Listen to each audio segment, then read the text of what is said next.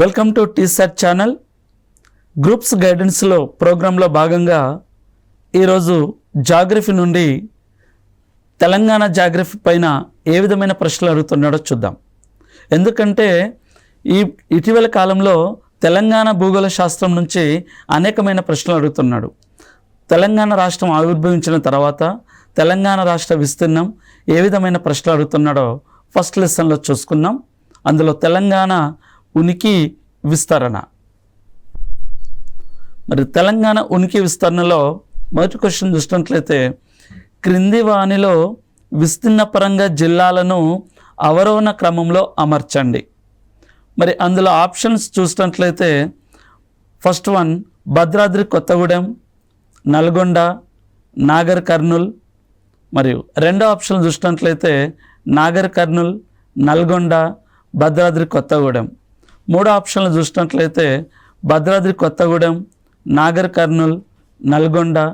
నాలుగో ఆప్షన్లు చూసినట్లయితే నాగర్ కర్నూల్, భద్రాద్రి కొత్తగూడెం, నల్గొండ. అయితే ఇక్కడ అవరోహణ క్రమంలో అమర్చండి అని అన్నాడు. అవరోహణ క్రమంలో అంటే అవరోహణ క్రమం పెద్ద నుంచి చిన్న.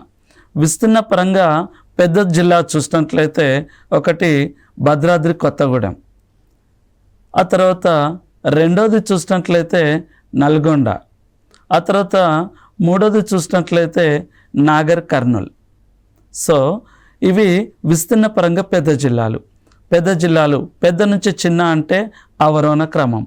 సో ఇందులో మనం కరెక్ట్ ఆప్షన్ చూసినట్లయితే ఒకటోది భద్రాద్రి కొత్తగూడెం, నల్గొండ, నాగర్ కర్నూల్. ఇది విస్తీర్ణ పరంగా జిల్లాలు అవరోహణ క్రమంలో పెద్ద నుంచి చిన్నగా చెప్పుకోవచ్చు. సో నెక్స్ట్ రెండవ ప్రశ్న, క్రింది వారిని జతపరచండి.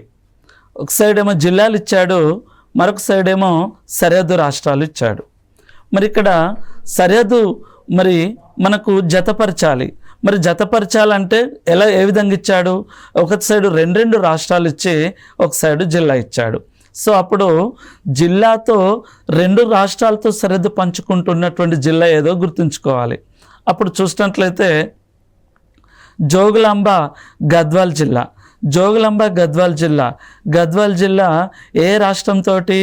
ఆంధ్రప్రదేశ్ మరియు కర్ణాటక రాష్ట్రాలతోటి సరిహద్దు పంచుకుంటుంది. సో ఆప్షన్ 1 ఏ. మరి భద్రాద్రి కొత్తగూడెం ఏ రాష్ట్రాలతో సరిహద్దు పంచుకుంటుందంటే ఆంధ్రప్రదేశ్, ఛత్తీస్గఢ్ రాష్ట్రాలతో సరిహద్దు పంచుకుంటుంది. సో రెండోది బి. ఆ తర్వాత మూడోది ప్రొఫెసర్ జయశంకర్ భూపాలపల్లి జిల్లా. ఇవి ఏ రాష్ట్రాలతో సరిహద్దు పంచుకుంటుందంటే మహారాష్ట్ర మరియు ఛత్తీస్గఢ్, అంటే మూడోది సి. నాలుగోది కామారెడ్డి. ఏ రాష్ట్రాలతో సరిహద్దు పంచుకుంటుందంటే కామారెడ్డికి పశ్చిమాన మహారాష్ట్ర మరియు కర్ణాటక రాష్ట్రాలు ఉన్నవి. సో నాలుగోది డి. So ABCD. సో దీనిలో ఆన్సర్ రెండో ఆప్షన్గా చెప్పుకోవచ్చు. అంటే ఏ జిల్లాలు ఏ రాష్ట్రాలతో సరిహద్దు పంచుకుంటున్నాయి. ఇది జతపరచంలో ఈ విధంగా గుర్తుంచుకోవాలి.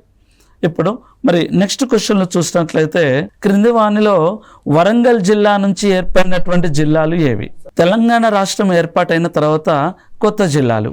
సో కొత్త జిల్లాల్లో చూసినట్లయితే వరంగల్ నుంచి ఏర్పాటైనటువంటి జిల్లాలు 2016 సంవత్సరంలో అక్టోబర్ 11న తెలంగాణ రాష్ట్రంలో 10 జిల్లాల నుంచి 21 జిల్లాలుగా చేశారు.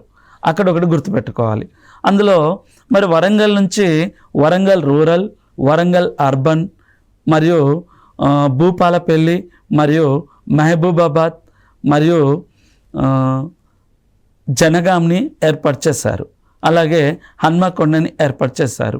అయితే ములుగు అనేది 2019 ఫిబ్రవరి 17న శాసనసభ ఎన్నికల సందర్భంలో రిలీజ్ చేశారు. అంటే వరంగల్ జిల్లా నుంచి ఏర్పడినటువంటి జిల్లాలు వరంగల్ మరియు వరంగల్ అర్బన్ అంటే ప్రస్తుతం హన్మకొండ మరియు ములుగు, భూపాలపల్లి, మహబూబాబాద్, జనగాం. సో ఈ జిల్లాలు అంటే అప్పుడు కరెక్ట్ ఆన్సర్ ఏమొస్తవి? ఏబిసిడి 4 వస్తవి. సో కరెక్ట్ ఆన్సర్ అనేది ఏబిసిడిగా గుర్తుపెట్టుకోవచ్చు ఆప్షన్ 4లో. అంటే 2016 సంవత్సరంలో తొలిసారిగా కొన్ని జిల్లాలు ఏర్పడ్డవి. అదేవిధంగా 2019లో అదనంగా ములుగు జిల్లాగా ఏర్పడ్డదిగా చెప్పుకోవచ్చు. So correct answer 4. మరి నెక్స్ట్ ఆన్సర్ చూసినట్లయితే తెలంగాణ రాష్ట్రం ఉనికి ఏ అక్షాంశాల మధ్యలో ఉన్నదిగా చెప్పుకోవచ్చు. ఉనికి, మరి తెలంగాణ రాష్ట్రం ఉనికి ఏ విధంగా తెలియజేస్తుంది? అక్షాంశాలు రేఖాంశాలు మధ్యనున్నటువంటి ప్రాంతాన్నే మనం ఉనికి అని అంటున్నాం. సో మరి ప్రతి ప్రాంతానికి అక్షాంశాలు రేఖాంశాలు ఉనికిని తెలియజేస్తవి. మరి ఇక్కడ తెలంగాణ రాష్ట్రం ఉనికి 15 డిగ్రీల 46 సెకండ్ల నుంచి 19 డిగ్రీల 47 సెకండ్లు ఉత్తర అక్షాంశాలు. సో ఉత్తర అక్షాంశాల్లో చెప్పుకోవచ్చు. సో అప్పుడు కరెక్ట్ ఆన్సర్ ఏమవుతుంది? 15 డిగ్రీల 46 సెకండ్ల 19 డిగ్రీల 47 సెకండ్లు తెలంగాణ రాష్ట్రం ఉత్తరార్ధగోళంలో ఉంది కనుక అప్పుడు ఉత్తర అక్షాంశాలుగా చెప్పుకుంటాం. సో కరెక్ట్ ఆన్సర్ 3వ ఆన్సర్గా చెప్పుకోవచ్చు. 15 డిగ్రీల 46 సెకండ్ల నుంచి 19 డిగ్రీల 47 సెకండ్లు ఉత్తర అక్షాంశాల మధ్య తెలంగాణ రాష్ట్రం విస్తరించి ఉన్నది. తెలంగాణలో ఎక్కువ జిల్లాలతో సరిహద్దు కలిగినటువంటి రాష్ట్రాల యొక్క అవరోహణ క్రమాన్ని క్రింది వానిలో గుర్తించుము అని అడిగాడు. ఇక్కడ అవరోహణ, అవరోహణ, ఆవారోహణ 5 అక్షరాలు, ఆరోహణ 4 అక్షరాలు. అంటే అవరోహణ అంటే ఎలా గుర్తుపెట్టుకుంటాం? పెద్ద నుంచి చిన్న, ఎందుకు 5 అక్షరాలు ఉంది కనుక. ఆరోహణ ఎలా గుర్తుపెట్టుకుంటాం? 4 అక్షరాలు, అంటే చిన్న నుంచి పెద్ద. అంటే అవరోహణ క్రమంలో గుర్తించండి అంటే పెద్ద నుంచి చిన్నగా, అంటే ఎక్కువ జిల్లాలతో సరిహద్దు పంచుకుంటున్నటువంటి రాష్ట్రాలతో గుర్తుపెట్టుకోవాలంటున్నాడు. మరి తెలంగాణ రాష్ట్రం అత్యధిక జిల్లాలతో సరిహద్దు ఏ జిల్లాలతో సరిహద్దు పంచుకుంటుందంటే ఇక్కడ ఆప్షన్లో ఆంధ్రప్రదేశ్ కూడా ఇచ్చాడు. తెలంగాణ రాష్ట్రంలో 7 జిల్లాలతో సరిహద్దు పంచుకుంటుంది ఆంధ్రప్రదేశ్. సో ఆంధ్రప్రదేశ్ 7 జిల్లాలు. మరి తర్వాత ఏ రాష్ట్రంలో ఇచ్చాడు? మహారాష్ట్ర కూడా ఇచ్చాడు. ఆంధ్రప్రదేశ్ తర్వాత మహారాష్ట్ర. మరి తెలంగాణలో ఎన్ని జిల్లాలతో మహారాష్ట్ర సరిహద్దు పంచుకుంటుందంటే మహారాష్ట్ర 7 జిల్లాలతో సరిహద్దు పంచుకుంటుంది. సో ఆంధ్రప్రదేశ్ 7 జిల్లాలు మరియు మహారాష్ట్ర 7 జిల్లాలు. ఆ తర్వాత నెక్స్ట్ ఏ రాష్ట్రం ఉందంటే కర్ణాటక రాష్ట్రం. మరి కర్ణాటక రాష్ట్రము ఎన్ని జిల్లాలతో సరిహద్దు పంచుకుంటుందంటే 5 జిల్లాలతో సరిహద్దు పంచుకుంటుంది, 5 జిల్లాలతో. ఆ తర్వాత ఛత్తీస్గఢ్ ఇచ్చాడు. మరి ఛత్తీస్గఢ్ ఎన్ని రాష్ట్రాలతో సరిహద్దు పంచుకుంటుందంటే ఛత్తీస్గఢ్ 3 జిల్లాలతో సరిహద్దు పంచుకుంటుంది. మనకి ఇక్కడ అదనంగా ఏమిచ్చాడంటే జార్ఖండ్ రాష్ట్రం ఇచ్చాడు. మరి జార్ఖండ్ రాష్ట్రం తెలంగాణ రాష్ట్రంతో సరిహద్దు పంచుకుంటుందా అంటే పంచుకోవట్లేదు. సో అప్పుడు 4 ఆప్షన్ మనకు అవసరం లేదు. మరి ఇప్పుడు మనకు కరెక్ట్ ఉన్నటువంటి ఆన్సర్ చూసినట్లయితే అత్యధికంగా ఆంధ్రప్రదేశ్, మహారాష్ట్ర. సో ఆంధ్రప్రదేశ్, మహారాష్ట్ర ఒకదాని తర్వాత ఒకటి ఇచ్చినది కరెక్ట్ ఆన్సర్ అవుతుంది. ఎందుకనగా ఆంధ్రప్రదేశ్ 7 జిల్లాలతో సరిహద్దు పంచుకుంటుంది, మహారాష్ట్ర 7 జిల్లాలతో సరిహద్దు పంచుకుంటుంది. ఇక తర్వాత ఆప్షన్లో కర్ణాటక, ఛత్తీస్గఢ్ ఏది ముందుంటే దానికి కరెక్ట్ ఆన్సర్ ప్రిఫరెన్స్ ఇవ్వాలి. కర్ణాటకనేమో 5 జిల్లాలతో సరిహద్దు పంచుకుంటే ఛత్తీస్గఢ్ కేవలం 3 జిల్లాలతో సరిహద్దు పంచుకుంటుంది. సో అప్పుడు అవరోహణ క్రమం అంటే 1వ ఆన్సర్ కరెక్ట్ ఇచ్చుకుంటాం. ఆంధ్రప్రదేశ్ 7 జిల్లాలు, మహారాష్ట్ర 7 జిల్లాలు, కర్ణాటక 5 జిల్లాలు, ఛత్తీస్గఢ్ 3 జిల్లాలతో సరిహద్దు పంచుకుంటుంది. ఇది పెద్ద నుంచి చిన్నగా అవరోహణ క్రమాన్ని గుర్తిస్తాం. ఇప్పుడు నెక్స్ట్ వస్తున్నటువంటి ప్రశ్న చూసినట్లయితే తెలంగాణ రాష్ట్రంలో అత్యధిక జిల్లాలతో సరిహద్దు పంచుకునే జిల్లాలు అంటే తెలంగాణ రాష్ట్రంలో 33 జిల్లాలున్నవి. అందులో అత్యధిక జిల్లాలతో సరిహద్దు పంచుకుంటున్నటువంటి జిల్లాలు చూసినట్లయితే ఇక్కడ మనకు ఆప్షన్లో సిద్దిపేట మరియు గద్వాల్ లాంటివి ఇచ్చాడు. సిద్దిపేట ఎన్ని జిల్లాలు అంటే దాదాపు 8 జిల్లాలతో సరిహద్దు పంచుకుంటుంది. సో సిద్దిపేట అనేది కరెక్ట్ ఆన్సర్. మరి గద్వాల్ అనేది ఎన్ని? కేవలం 3 జిల్లాలు మాత్రమే సరిహద్దు పంచుకుంటుంది. సో ఫస్ట్ది రాంగ్ ఆన్సర్. ఆ తర్వాత మరి సిద్దిపేట 8 జిల్లాలు కరెక్ట్ ఆన్సర్ అవుతుంది. మళ్ళీ తర్వాత నెక్స్ట్ వికారాబాద్ ఉంది. వికారాబాద్ కూడా చాలా తక్కువ జిల్లాలతోటే కేవలం 6 జిల్లాలు మాత్రమే సరిహద్దు పంచుకుంటుంది. నిర్మల్ కూడా కేవలం 3 జిల్లాలు మాత్రమే సరిహద్దు పంచుకుంటుంది. నిజామాబాద్ కూడా అంతే 3 జిల్లాలు. ఇంకా నెక్స్ట్ ఏది ఉంది? రంగారెడ్డి. రంగారెడ్డి 8 జిల్లాలతో సరిహద్దు పంచుకుంటుంది. అంటే తెలంగాణ రాష్ట్రంలో అత్యధిక జిల్లాలతో సరిహద్దు పంచుకుంటున్నటువంటి జిల్లాలు 1 సిద్దిపేట, 2 రంగారెడ్డి. ఇవి 8 జిల్లాలతో సరిహద్దు పంచుకుంటున్నాయి కనుక రెండోది కరెక్ట్ ఆన్సర్గా చెప్పుకోవచ్చు. తెలంగాణలో అంటే సిద్దిపేట, రంగారెడ్డి అత్యధిక జిల్లాలతో సరిహద్దు పంచుకుంటున్నటువంటి జిల్లాలు. ఈ విధంగా అంటే ఏ జిల్లాలు ఎక్కువగా సరిహద్దు పంచుకుంటున్నాయి అన్నప్పుడు ఈ విధంగా గుర్తించాలి. ఇప్పుడు నెక్స్ట్ వస్తున్నటువంటి ప్రశ్న, క్రింది వాటిని జతపరచమని ఇచ్చాడు. మరి ఇందులో ఒక సైడ్ ఏమో కొండలు ఇచ్చాడు, మరొక సైడ్ ఏమో జిల్లాలు ఇచ్చాడు. అంటే ఏ కొండలు ఏ జిల్లాలకు చెందినవని గుర్తించాలి. మరి గుర్తించాలంటే ఇక్కడ చూసినట్లయితే సాత్నాల కొండలు ఎక్కడ ఉన్నవి? పశ్చిమ కనుమలు. తెలంగాణ రాష్ట్రంలో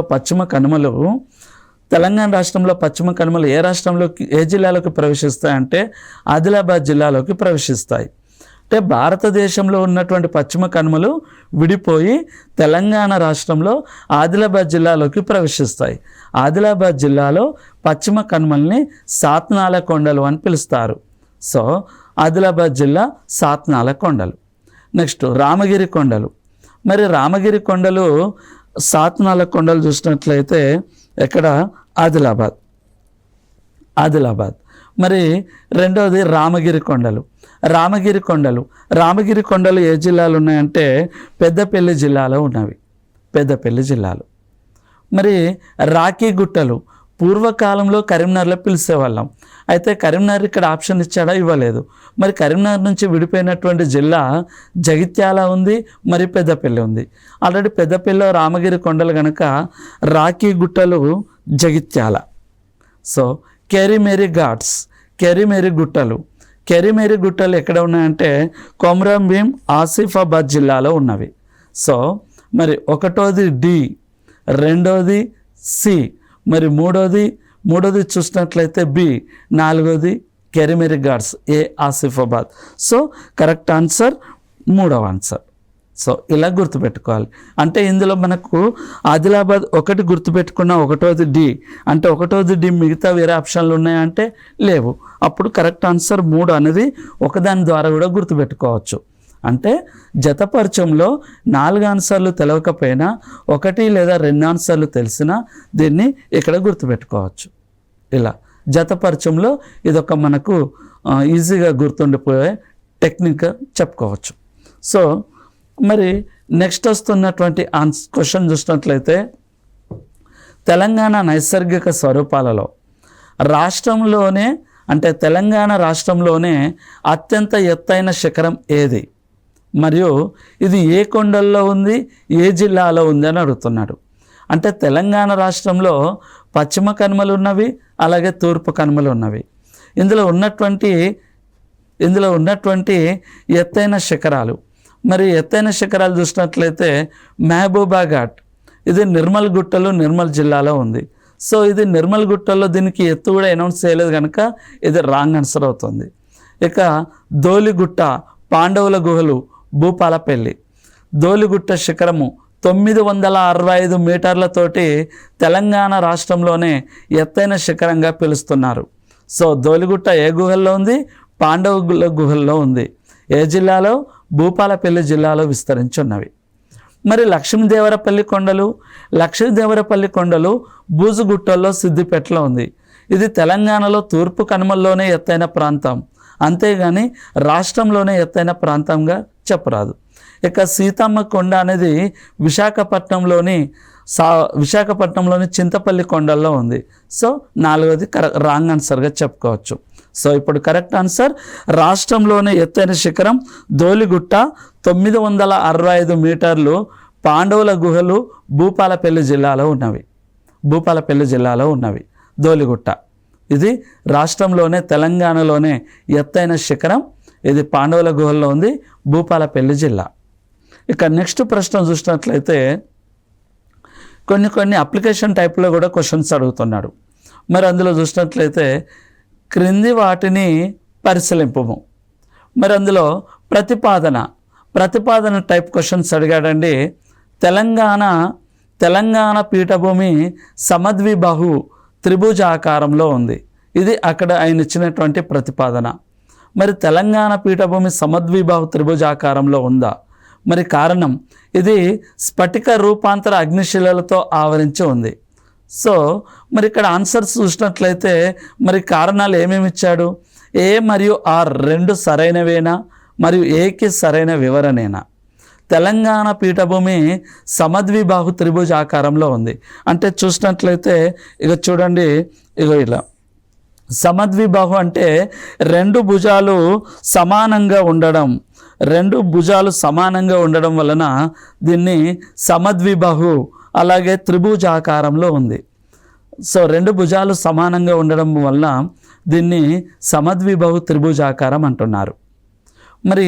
మరి కారణం, ఇది స్ఫటిక రూపాంతర అగ్నిశిలలతో ఆవరించి ఉందంటే తెలంగాణ రాష్ట్ర పీఠభూమి ఒకప్పుడు దక్కన్ పీఠభూమిలో దక్కన్ పీఠభూమి అంటే దక్షిణ భారతదేశంలో ఉన్నటువంటి ఈ దక్కన్ పీఠభూమి అంటే తెలంగాణ రాష్ట్రం ఎక్కడ ఉందంటే దక్కన్ పీఠభూమిలో ఉంది. ఈ దక్కన్ పీఠభూమి ఒకప్పుడు స్ఫటిక రూపాంతర శిలలతో అగ్నిపర్వత ప్రక్రియ వలన లావా రూపంలో ఏర్పడేదిగా చెప్పుకోవచ్చు. అంటే తెలంగాణ పీఠభూమి స్ఫటిక రూపాంతర శిలలు, అగ్నిశిలలు, లావా శిలలు మరియు రూపాంతర శిలలు, గోండ్వాన శిలలతో ఏర్పడి ఉన్నది. అంటే ఇక్కడ కరెక్ట్ ఆన్సర్ ఏ మరియు ఆర్ రెండు సరైనవే మరియు ఏకి సరైన వివరణగా చెప్పుకోవచ్చు. సో ఏ అనేది కరెక్ట్ ఆన్సర్. ఒకటోది కరెక్ట్ ఆన్సర్. క్రింది వానిలో తెలంగాణ నైసర్గిక స్వరూపాల్లో క్రింది వానిలో సరికాని జతని ఎంచుకొనుము అని అన్నాడు. క్రింది వానిలో సరికాని జతని ఎంచుకొనుము అని అంటే మహబూబ్ నగర్ కోయిల్ గుట్టలు. మరి మహబూబ్ నగర్లో ఉన్నటువంటి కోయిల్ గుట్టలు. నాగర్ కర్నూల్ అమ్రాబాద్ గుట్టలు. నాగర్ కర్నూల్లో అమ్రాబాద్ గుట్టలు ఉన్నది, అలాగే అమ్రాబాద్ టైగర్ జోన్ కూడా ఉన్నది. ఇక మూడో చూసినట్లయితే వికారాబాద్ అనంతగిరి కొండలు. చూడండి, సరికాని జతని ఎంచుకొనుమనంటే ముందు 4 అంశాలు చూసుకోవాల్సిన అవసరం ఉన్నది ఖచ్చితంగా. ఎందుకంటే అందులో మనకు కరెక్ట్ అయిన తెలుస్తేనే కదా అందులో సరికాని అంశం ఏదనేది తెలిసిపోతుంది. మరి నాగర్ కర్నూల్లో అమరాబాద్ గుట్టలు ఉన్నదిగా చెప్పుకోవచ్చు. మరి అలాగే వికారాబాద్ అనంతగిరి కొండల్ని తెలంగాణ ఊటీ అని పిలుస్తారు. సో అనంతగిరి కొండలు వికారాబాద్ జిల్లాలో ఉన్నవి. ఇక మహబూబాబాద్ ఎల్లెండ్లపాడు గుట్టలు. మరి ఎల్లెండ్లపాడు గుట్టలు ఏ జిల్లాలో ఉన్నవి చూసినట్లయితే మహబూబాబాద్ అనేది రాంగ్ ఆన్సర్. ఎందుకు? ఎల్లెండ్లపాడు గుట్టలు ఏ జిల్లాలో ఉన్నాయంటే ఖమ్మం జిల్లాలో ఉన్నవి. ఖమ్మం జిల్లాలో ఉన్నటువంటి గుట్టలు ఎల్లెండ్లపాడు గుట్టలు మరియు రాజుల గుట్టలు. సో ఇందులో సరికాని జత ఏదంటే మహబూబాబాద్ ఎల్లెండ్లపాడు గుట్టలు అనేది కరెక్ట్ ఆన్సర్. అలా చెప్పుకోవచ్చు. ఆ తర్వాత నెక్స్ట్ వస్తున్నటువంటి ప్రశ్న చూసినట్లయితే తెలంగాణ పీఠభూమికి సరైన అంశాలను గుర్తించుము. మరి తెలంగాణ నైసర్గిక స్వరూపాల్లో ఇందులో చూసినట్లయితే తెలంగాణ పీఠభూమికి గ్రానైట్ నీస్ శిలలచే మిశ్రమాలచే ఉన్నది అని ఫస్ట్ ఆప్షన్లో ఇచ్చాడు. అంటే తెలంగాణ రాష్ట్రం ఇంతకుముందే మనం చెప్పుకున్నాం, తెలంగాణ రాష్ట్రం ఒక లావా పీఠభూమి. ఇందులో గ్రానైట్ శిలలు ఉన్నవి, నీస శిలలు ఉన్నవి. సో ఈ మిశ్రమాలచే నిండి ఉన్నదిగా చెప్పుకోవచ్చు. ఆ తర్వాత తెలంగాణ పీఠభూమి బసాల్ట్ లావాతో కూడినటువంటి ప్రాంతం. అంటే బసాల్ట్ లావాతో ఒకప్పుడు దక్కన్ పీఠభూమి లావా రూపంలో ఏర్పడినటువంటి శిలగా చెప్పుకున్నాం. అంటే తెలంగాణ పీఠభూమి బసాల్ట్ లావాతో నిండినటువంటి ప్రాంతం. మరి తెలంగాణలో అధిక భాగం ఎర్రని మృత్తికలతోని ఉన్నది. భారతదేశంలో ఎర్ర మృత్తికలు ఎక్కువగా ఉన్నటువంటి రాష్ట్రం తమిళనాడు రాష్ట్రం అయింది. అలాగే తెలంగాణ రాష్ట్రంలో ఏ నెలలు ఎక్కువగా ఉన్నాయంటే ఎర్ర నేలలు ఎక్కువగా ఉన్నవి. ఈ ఎర్ర నేలలు ఏ విధంగా అంటే చలక నేలలు, దుబ్బ నేలలతో నిండి ఉన్నది. ఎక్కువగా మధ్య తెలంగాణ మరియు దక్షిణ తెలంగాణలో ఉన్నది. సో తెలంగాణలో అధిక భాగం ఎర్ర నేలలతో నిండి ఉన్నది. దాదాపుగా 24% మేర విస్తరించున్నాయిగా చెప్పుకోవచ్చు. మరి 4వ చూసినట్లయితే ముడతలు పడిన గోండ్వాన శిలలు బొగ్గు ఖనిజాలతో ఉన్నాయని అంటున్నారు. మరి బొగ్గులో గోదావరి నది పరివాహక ప్రాంతంలో గోండ్వాన రకకు చెందినటువంటి బొగ్గు ఇక్కడ తెలంగాణ రాష్ట్రంలో ఉన్నది. ఎందుకంటే చూసినట్లయితే గోదావరి నది పరివాహక ప్రాంతంలో అంటే మంచిర్యాల జిల్లా కానీ, అలాగే భూపాలపల్లి కానీ, ఆ తర్వాత భద్రాద్రి కొత్తగూడెం కానీ, ఖమ్మం జిల్లాలో గోదావరి నది పరివాహక ప్రాంతంలో బొగ్గు నిల్వలు ఎక్కువగా ఉన్నాయిగా చెప్పుకోవచ్చు. ఈ బొగ్గు నిల్వలు ఏ రకానికి చెందినవంటే గోండ్వాన శిలలు రకానికి చెందినవి. సో పై 4 కరెక్ట్ ఆన్సర్గా అయితే ఏబిసి మరియు డి అనేది కరెక్ట్ ఆన్సర్. సో 4వది కరెక్ట్ ఆన్సర్గా చెప్పుకోవచ్చు. ఇక నెక్స్ట్ ప్రశ్న చూసినట్లయితే తెలంగాణ శీతోష్ణ స్థితి. తెలంగాణ శీతోష్ణ స్థితిలో తెలంగాణ రాష్ట్రంలో సంభవించే 80% వర్షపాతం క్రింది వానిలో దేని కారణం వలన సంభవిస్తుంది అని అడుగుతున్నాడు. దేని కారణం వలన? తెలంగాణ శీతోష్ణ స్థితి భారతదేశపు శీతోష్ణ స్థితి మీద ఆధారపడి ఉంటుంది. ఎందుకంటే నైరుతి ఋతుపవనాలు ఇక్కడ అరేబియా సముద్రంలో ఉంటున్నాయండి. అరేబియా సముద్రంలో ఉంటుంది అరేబియా సముద్రం. మరి అరేబియా సముద్రంలో ప్రారంభమైనటువంటి నైరుతి ఋతుపవనాలు ఎక్కప్పుడు జూన్ మొదటి వారంలో కేరళలో, ఆ తర్వాత జూన్ 2వ వారంలో ఆంధ్రప్రదేశ్, జూన్ చివరి వారంలో లేదా 3వ వారంలో తెలంగాణ రాష్ట్రం. ఇక్కడ తెలంగాణ రాష్ట్రం ఉన్నది. ఇక్కడ తెలంగాణ రాష్ట్రంలోకి ప్రవేశిస్తున్నాయండి. తెలంగాణ రాష్ట్రంలోకి ప్రవేశిస్తున్నాయి. సో దీనివల్ల మరి నైరుతి ఋతుపవనాల వలన అత్యధికంగా వర్షాలు కురుస్తున్నవి. మరి జూన్ మొదటి వారంలో అంటే జూన్కు ముందున్నటువంటి వారంలో సంవాన వర్షపు జల్లులు అంటే భూభాగాలు వేడెక్కిన తర్వాత మాత్రమే ఈ వర్షం కురుస్తుంది. సో భూభాగాలు వేడెక్కిన తర్వాత కురుస్తున్నటువంటి వర్షాన్నే సంవాన వర్షపు జల్లులు అంటారు. సో అవి కేవలం వర్షాకాలంలో మాత్రమే కురుస్తున్నవి కనుక రాంగ్ ఆన్సర్గా చెప్పుకోవచ్చు. మరి ఈశాన్య ఋతుపవనాలు ఎప్పుడు అంటే కేవలం బంగాళాఖాతంలో ఏర్పడిన అల్పపీడనాల వల్ల మాత్రమే కురుస్తున్నవి. అల్పపీడనాల వలన ఈశాన్య ఋతుపవన కాలంలో తుఫాన్లు సంభవించడం జరుగుతున్నవి. సో ఈ తుఫాన్లు కేవలం 2 నెలలు మాత్రమే కురుస్తున్నాయి కనుక అవి కూడా దక్షిణ తెలంగాణలో మహబూబ్ నగర్, నల్గొండ జిల్లాల్లో మాత్రమే అందుతున్నవి. సో ఈశాన్య ఋతుపవనాలు కూడా రాంగ్ ఆన్సర్గా చెప్పుకోవచ్చు. ఈశాన్య ఋతుపవనాల వలన కురుస్తున్నటువంటి వర్షపాతాన్నే చక్రవాతాలు అంటారు. చక్రవాతాలని తెలంగాణలో లేదా భారతదేశంలో లేదా బంగాళాఖాతంలో ఏమంటున్నారు? తుఫాన్లు అంటున్నారు. మరి తుఫాన్లు కేవలం మహబూబ్ నగర్, నల్గొండ జిల్లాల్లో కేవలం నవంబర్, డిసెంబర్ జిల్లాల్లో మాత్రమే కురుస్తుంది. సో దీనివల్ల కూడా తక్కువ వర్షపాతంగా నమోదు అవుతుంది. సో మరి తెలంగాణలో 80% వర్షపాతం దేనివల్ల? నైరుతి ఋతుపవనాల వలన కురుస్తుంది. సో కరెక్ట్ ఆన్సర్ 2వది నైరుతి ఋతుపవనాలు. నైరుతి ఋతుపవనాల వలన తెలంగాణ రాష్ట్రంలోనే కాదు భారతదేశం మొత్తం ఇక్కడి వరకు విస్తారంగా తమిళనాడు, పాండిచ్చేరి, రాయలసీమ ఈ 3 ప్రాంతాలు మినహా భారతదేశం మొత్తం కేరళ, ఆంధ్రప్రదేశ్, తెలంగాణ రాష్ట్రము, కర్ణాటక మరియు మధ్యప్రదేశ్, ఉత్తరప్రదేశ్, అస్సాం రాష్ట్రాలలో అత్యధికంగా నైరుతి ఋతుపవనాల వల్లనే వర్షం కురుస్తుందిగా చెప్పుకోవచ్చు. సో 80% వర్షపాతం నైరుతి ఋతుపవనాల వలన కురుస్తుంది అనేది కరెక్ట్ ఆన్సర్. సో నెక్స్ట్ ప్రశ్న, తెలంగాణ శీతోష్ణ స్థితి ఈ క్రింది వానిలో దేనిని పోలి ఉన్నది అని అంటున్నాడు.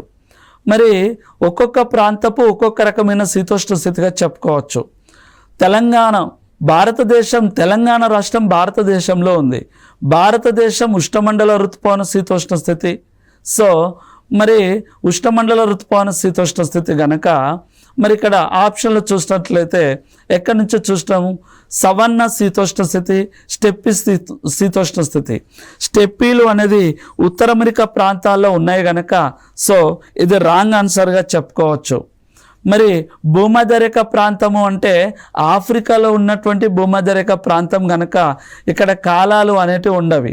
సో కాలాలు ఉండవు గనక భూమధ్యరేఖ ప్రాంతం మధ్యాహ్న సమయంలో భూభాగాలు వేడెక్కుంటవి, సాయంత్రం సమయంలో ఉరుములతో కూడినటువంటి సంవాన వర్షపాతం కురుస్తుంది కనుక భూమధ్యరేఖ ప్రాంత శీతోష్ణ స్థితి కూడా రాంగ్ ఆన్సర్గా చెప్పుకోవచ్చు. మరి మధ్యధర శీతోష్ణ స్థితి, మరి మధ్యధర శీతోష్ణ స్థితిలో ఎక్కడ అంటే మధ్యధర సముద్రం ప్రాంతంలో ఉన్నటువంటి ప్రాంతాలు ఇటలీ, సిసిలీ, ఈ అన్ని దీవులు కూడా మధ్యధర శీతోష్ణ స్థితి ప్రాంతాలుగా చెప్పుకోవచ్చు. సో ఈ ప్రాంతాలు కూడా రాంగ్ ఆన్సర్ అవుతుంది. ఇక కరెక్ట్ ఆన్సర్ చూసినట్లయితే ఉష్ణమండల ఋతుపవన శీతోష్ణ స్థితి. మరి ఉష్ణమండల ఋతుపవన శీతోష్ణ స్థితి అనేది కరెక్ట్ ఆన్సర్. ఒకటోది తెలంగాణ రాష్ట్ర శీతోష్ణ స్థితి, ఉష్ణమండల ఋతుపవన శీతోష్ణ స్థితి. ఈ ఋతుపవనం అనే పదాన్ని ఎక్కడి నుంచి వచ్చింది అని అంటే ఆంగ్లంలో మాన్సూన్ అంటారు అనేది మనం ఈజీగా తెలుసుకుంటాం. ఇది తెలంగాణ రాష్ట్ర శీతోష్ణ స్థితిగా చెప్పుకోవచ్చు. నెక్స్ట్ వస్తున్నటువంటి ప్రశ్న, తెలంగాణ శీతోష్ణ స్థితిలోని క్రింది వాటిని పరిశీలింపము. మరి ఇక్కడ ప్రతిపాదన చూసినట్లయితే ఎలా అడిగాడంటే రాష్ట్ర భూభాగంలో వ్యత్యాసాలు దైనందిక ఉష్ణోగ్రతలు విస్తరించి ఉన్నాయి. మరి కారణం ఎలా వచ్చాడంటే తెలంగాణ రాష్ట్ర భూభాగం ఖండాంతర్గత శీతోష్ణ స్థితి విస్తరించింది. మరి రాష్ట్ర భూభాగంలో వ్యత్యాసాలు విస్తరించున్నాయంటే అవునుగా చెప్పుకోవచ్చు. దైనందిక ఉష్ణోగ్రతలు విస్తరించున్నవి అంటే అత్యధిక ఉష్ణోగ్రత, ఫర్ ఎగ్జాంపుల్ రామగుండంలో అత్యధిక ఉష్ణోగ్రత 44 డిగ్రీల సెల్సియస్. మరి తెలంగాణలో అత్యల్ప ఉష్ణోగ్రత సీతాగొంది, ఆదిలాబాద్ జిల్లా. కానీ 2021 సంవత్సరంలో కోహెరా మండలం, సంగారెడ్డి జిల్లాలో కూడా 2 డిగ్రీల సెల్సియస్ నమోదైంది. అంటే 44 డిగ్రీల సెల్సియస్ నమోదైంది, 2 డిగ్రీల సెల్సియస్ నమోదైంది. అంటే దైనందిక ఉష్ణోగ్రతలు ప్రతిపాదన అయ్యాయిగా చెప్పుకోవచ్చు. తెలంగాణ రాష్ట్రం భారతదేశం మధ్యలో గుండా 23.5 డిగ్రీల ఉత్తర అక్షాంశమైన కరెక్ట్ రేఖ పోతుంది. సో మనం కరెక్ట్ రేఖకు దిగువన ఉన్నాము. తెలంగాణ రాష్ట్రం క్రింద భూమధ్య రేఖ పోతూ ఉంటుంది. భూమధ్య రేఖకి కరెక్ట్ రేఖకి మధ్యలో ఉండడం వలన దీనికి వేసవి కాలంలో వేడి ఎక్కువగా ఉంటుంది, శీతాకాలంలో చలి ఎక్కువగా ఉంటుంది. అలాగే తీరా కోస్తా ప్రాంతం లేదు. అందుకు ఖండాంతర్గత శీతోష్ణ స్థితి విస్తరించిందిగా చెప్పుకోవచ్చు. సో ఇందులో కరెక్ట్ ఆన్సర్ చూసినట్లయితే ఏ మరియు ఆర్ రెండు నిజమైనవే మరియు ఏకి ఆర్ సరైన వివరణగా చెప్పుకోవచ్చు. సో దీనికి కరెక్ట్ ఆన్సర్ 3. మరి నెక్స్ట్ ప్రశ్న చూసినట్లయితే రాష్ట్రంలో సంభవించే వర్షపాతం అధికంగా ఏ స్వభావానికి చెందిందిగా చెప్పుకోవచ్చు. మరి ఇక్కడ ఉన్నటువంటి ఆప్షన్లు చూసినట్లయితే ఒకటి సంవహన వర్షపాతం ఉంది. సంవహన వర్షపాతం అనగా ఏమి? భూభాగాలు వేడెక్కిన తర్వాత కురుస్తున్నటువంటి వర్షపాతమే సంవహన వర్షపాతం. సో మరి తెలంగాణ రాష్ట్రంలో అయినా భారతదేశంలో అయినా వేసవి కాలంలో కొద్దిగా వర్షపాతం కురుస్తుంది కనుక అది భూభాగాలు వేడెక్కిన తర్వాత కురుస్తున్నటువంటి చిరుజల్లులే కనుక అది సంవహన వర్షపాతానికి చెందింది. సో ఇది రాంగ్ ఆన్సర్గా చెప్పుకోవచ్చు. మరి చక్రవాత వర్షపాతం ఇంతకుముందు చెప్పుకున్నామండి. చక్రవాత వర్షపాతం అంటే తుఫాన్లు అన్నట్టు. భారతదేశంలో కానీ తెలంగాణలో తుఫాన్లు కేవలం నవంబర్, డిసెంబర్, జనవరి నెలలో మాత్రమే వస్తున్నవి. నవంబర్, డిసెంబర్లో అది కూడా బంగాళాఖాతంలో ఏర్పడిన అల్పపీడన ద్రోణుల వలన చక్రవాత వర్షపాతం తుఫాన్లు కురుస్తున్నాయి కనుక తుఫాన్లు ఎప్పుడో 1, 2 మాత్రమే వస్తవి. అది కూడా మహబూబ్ నగర్, నల్గొండ జిల్లాల వరకు మాత్రమే విస్తరించున్నాయి కనుక ఇది రాంగ్ ఆన్సర్గా చెప్పుకోవచ్చు. మరి రాష్ట్రంలో సంభవించే వర్షపాతం అధికంగా ఏ స్వభావానికి చెందిందంటే పర్వతీయ వర్షపాతానికి చెందింది. మరి ఇది కరెక్టా కాదా అనేది ఎలా తెలుస్తుందంటే రాష్ట్రంలో సంభవించే అధిక వర్షపాతం ఎక్కడ? శబరి లోయ. మరి లోయలు ఎక్కడుంటవి? కొండల్లో ఉంటవి. మరి కొండలు ఎక్కడ ఉంటవి? పర్వతాల్లో ఉంటవి. మరి పర్వతాల్లో కురుస్తున్నటువంటి వర్షపాతం ఏ రకంగా చెప్పుకోవచ్చు? పర్వతీయ వర్షపాతం. సరే, ఎలా అంటున్నారు? లోయ, కొండలు, పర్వతాలు ఒకటే అంటే చూడండి, సముద్ర ఉపరితలానికి 900 మీటర్ల కన్నా ఎత్తు ఎక్కువగా ఉంటే పర్వతాలు అని, సముద్ర ఉపరితలానికి 900 మీటర్ల కన్నా ఎత్తు ఎక్కువగా ఉంటే, మరి 900 మీటర్ల కన్నా ఎత్తు తక్కువ ఉంటే ఏమంటారు? కొండలు అంటారు. మరి కొండలు అనగా లోయలు ఎక్కడ ఉంటవి? కొండల్లో ఉంటవి. సో ఈ శబరి లోయ ఎక్కడ ఉందంటే ఖమ్మం మరియు తూర్పుగోదావరి జిల్లా సరిహద్దులో ఉన్నదే ఈ శబరి లోయ. 140 నుంచి 160 సెంటీమీటర్లు. సో అలా తెలంగాణలో అత్యధిక వర్షపాతం శబరి లోయ గనక, ఈ లోయలు కొండలు మరియు పర్వతాల్లో ఉంటున్నాయి గనక ఇది పర్వతీయ వర్షపాతం. సో రాష్ట్రంలో సంభవించే వర్షపాతం అధికంగా ఏ రకానికి చెందిందంటే పర్వతీయ వర్షపాతానికి చెందిందిగా చెప్పుకోవచ్చు.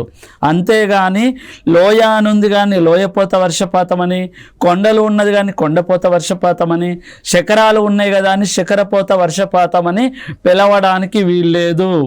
లోయలు ఉన్నా, కొండలు ఉన్నా, లేదా శిఖరాలు ఉన్నా అది పర్వతీయ వర్షపాతానికి చెందింది.